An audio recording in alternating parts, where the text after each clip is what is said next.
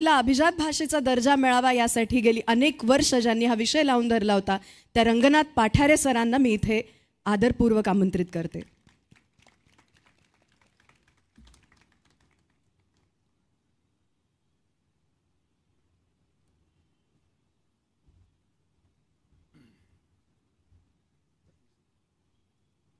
नमस्कार.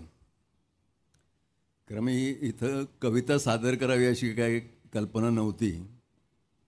एक 10 मिनटापूर्वी मला हर्षल देशपांडेंनी सांगितलं तुम्हाला चालेल का कविता सादर करायला. तर म्हटलं ते जास्ती सोयीचं ना, कारण मी काही भाषण करणारा माणूस नाही, लिहिणारा माणूस आहे.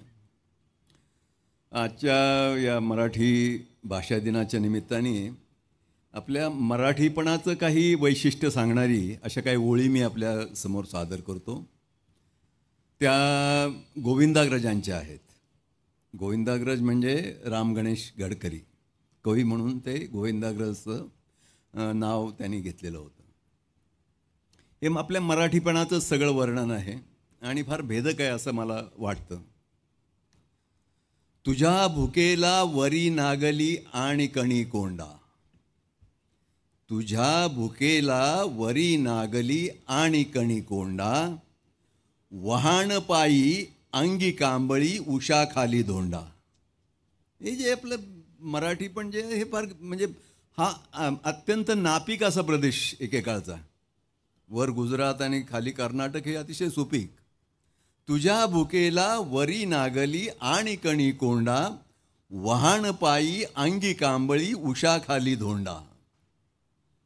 तरी सुद्धा काय करतो तो, विळा कोयता धरी दिगंबर दख्खनचा हात. विळा कोयता घेऊन काहीतरी करतो त्या जिराईत जमिनीमध्ये, पाणी नाही. विळा कोयता धरी दिगंबर दख्खनचा हात, इकडे कर्नाटक हसतसे तिकडे गुजरात. आणि मग तो चिडतो की सर मी एवढा प्रयत्न करतोय सगळं याच्यामध्ये काहीतरी पिकवायचं आणि हे हसतायत मला.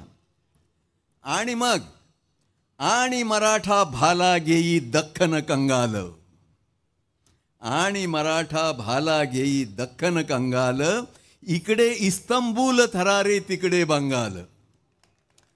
आता इस्तंबूल थरारे का तुम्हाला कळलं की नाही मला माहिती नाही. इस्तंबूल म्हणजे तुराणी लोकांचा देश, मुघलांचा, आणि बंगाल म्हणजे रघुजी भोसलेने जे काय बंगालचं केलेलं होतं ते. म्हणून आणि मराठा भाला घेई दख्खन कंगाल, इकडे इस्तंबूल थरारे तिकडे बंगाल. धन्यवाद. धन्यवाद सर. मी रितेश देशमुख सरांना विनंती करतो की त्यांनी आता मंचावरती यावं आणि आपल्यासमोर कविता सादर करावी.